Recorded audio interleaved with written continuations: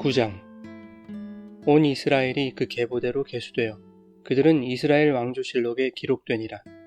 유다가 범죄함으로 말미암아 바벨론으로 사로잡혀 갔더니 그들의 땅 안에 있는 성읍에 처음으로 거주한 이스라엘 사람들은 제사장들과 레위 사람들과 느디님 사람들이라. 유다 자손과 베냐민 자손과 에브라임과 므낫세의 자손 중에서 예루살렘에 거주한 자는 유다의 아들 베레스 자손 중에 우대이니 그는 암미호세의 아들이요 오므리의 손자요 이므리의 증손이요 바니의 현손이며 실로 사람 중에서는 맏아들 아사야와 그의 아들들이요 세라 자손 중에서는 여우엘과 그 형제 690명이요 베냐민 자손 중에서는 하스누아의 증손 호다위아의 손자 무술람의 아들 살루요 여로함의 아들 이브느야와 미그리의 손자 우시의 아들 엘라요 이브니아의 증손 르우엘의 손자 스바랴의 아들 무술람이요 또 그의 형제들이라. 그들의 계보대로 계수하면 956명이니 다 종족의 가문의 우두머리들이더라. 제사장 중에서는 여다야와 여호야립과 야긴과 하나님의 성전을 맡은 자 아사랴이니 그는 힐기야의 아들이요 무술람의 손자요 사독의 증손이요 므라요의 현손이요 아히둡의 오대손이며 또 아다야이니 그는 여로함의 아들이요 바스훌의 손자요 말기야의 증손이며 또 마아세니 그는 아디엘의 아들이요 야세라의 손자요 무슬람의 증손이요 무실레밋의 현손이요 임멜의 오대손이며 또 그의 형제들이니 종족의 가문의 우두머리라. 하나님의 성전의 임무를 수행할 힘있는 자는 모두 7160명이더라. 레위 사람 중에서는 무라리 자손 스마야이니 그는 핫수베의 아들이요 아스리감의 손자요 하사랴의 증손이며 또 박박갈과 헤레스와 갈랄과 mat다냐이니 그는 미가의 아들이요 시그리의 손자요 아삽의 증손이며 또 오바댜이니 그는 스마야의 아들이요 갈랄의 손자요 여두둔의 증손이며 또 베레갸이니 그는 아사의 아들이요 엘가나의 손자라. 느도바 사람의 마을에 거주하였더라. 문지기는 살룸과 악굽과 달몬과 아히만과 그의 형제들이니 살룸은 그 우두머리라. 이 사람들은 전에 왕의 문 동쪽 곧 레위 자손의 진영의 문지기이며 고라의 증손 에비아삽의 손자 고레의 아들 살룸과 그의 종족 형제 곧 고라의 자손이 수종드는 일을 맡아 성막 문들을 지켰으니 그들의 조상들도 여호와의 진영을 맡고 출입문을 지켰으며 여호와께서 함께하신 엘르아살의 아들 비느하스가 옛적에 그의 무리를 거느렸고 무셀레미아의 아들 스가랴는 회막 문지기가 되었더라. 택함을 입어 문지기 된 자가 모두 212명이니 이는 그들의 마을에서 그들의 계보대로 계수된 자요 다윗과 선견자 사무엘이 전에 세워서 이 직분을 맡긴 자라. 그들과 그들의 자손이 그 순찰을 쫓아 여호와의 성전 곧 성막문을 지켰는데 이 문지기가 동서남북 사방에 섰고 그들의 마을에 있는 형제들은 이레마다 와서 그들과 함께 있으니 이는 문지기의 우두머리 된 레위 사람 넷이 중요한 직분을 맡아 하나님의 성전 모든 방과 곳간을 지켰음이라. 그들은 하나님의 성전을 맡은 직분이 있으므로 성전 주위에서 밤을 지내며 아침마다 문을 여는 책임이 그들에게 있었더라.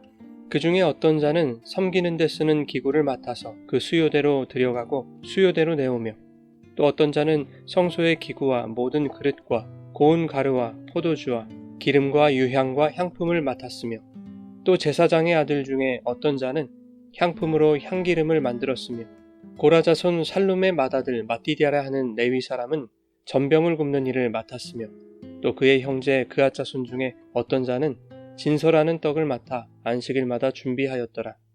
또 찬송하는 자가 있으니 곧 레위 우두머리라. 그들은 골방에 거주하면서 주야로 자기 직분에 전념함으로 다른 일은 하지 아니하였더라. 그들은 다 레위 가문의 우두머리이며 그들의 족보의 우두머리로서 예루살렘에 거주하였더라. 기브온의 조상 여이엘은 기브온에 거주하였으니 그의 아내의 이름은 마아가라. 그의 맏아들은 압돈이요 그 다음은 술과 기스와 바알과 넬과 나답과 그돌과 아히오와 스가랴와 미글롯이며 미글롯은 시므암을 낳았으니 그들은 그들의 친족들과 더불어 마주하고 예루살렘에 거주하였더라. 넬은 기스를 낳고 기스는 사울을 낳고 사울은 요나단과 말기수아와 아비나답과 에스바알을 낳았으며 요나단의 아들은 무리바알이라. 무리바알은 미가를 낳았고 미가의 아들들은 비돈과 멜렉과 다레아와 아하스이며 아하스는 야라를 낳고 야라는 알레멕과 아스마웻과 시므리를 낳고 시므리는 모사를 낳고 모사는 비느아를 낳았으며 비느아의 아들은 느바야요 그의 아들은 엘르아사요 그의 아들은 아셀이며 아셀이 6 아들이 있으니 그들의 이름은 아스리감과 보그르와 이스마엘과 스아랴와 오바댜와 하나니라. 아셀의 아들들이 이러하였더라.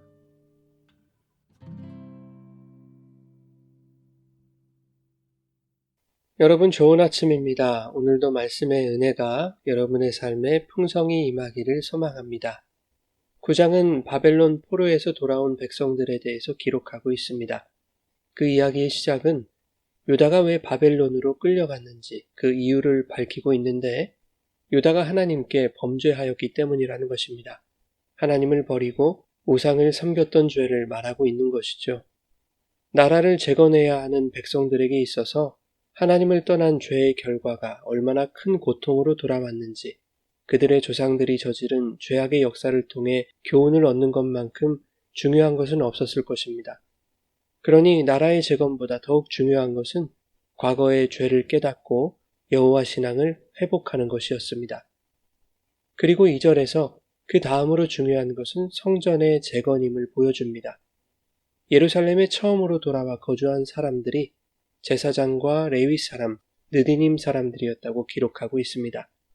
제사장과 레위 사람은 성전과 관련이 있는 사람들이고 느디님 사람들은 오래전 가나안 사람 중에서 살려준 사람들로서 나무를 패거나 물을 깃는 등 성전 관련 노동을 하던 자들이었습니다. 즉 귀환한 자들이 해야 할 우선순위가 성전 재건을 통한 예배의 회복이었음을 말하고 있는 것이죠. 10절부터 34절까지는 예루살렘에 정착한 자들을 직분별로 소개하고 있습니다. 제사장과 성전 문지기, 각종 그릇과 기물을 맡은 자, 기름과 향품을 맡은 자, 떡을 맡은 자, 찬송을 맡은 자들을 기록하고 있습니다. 본문에 기록되어 있는 사람들, 즉 포로에서 돌아와 예루살렘에 정착한 사람들은 대부분 성전을 한 번도 본 적이 없었을 것입니다.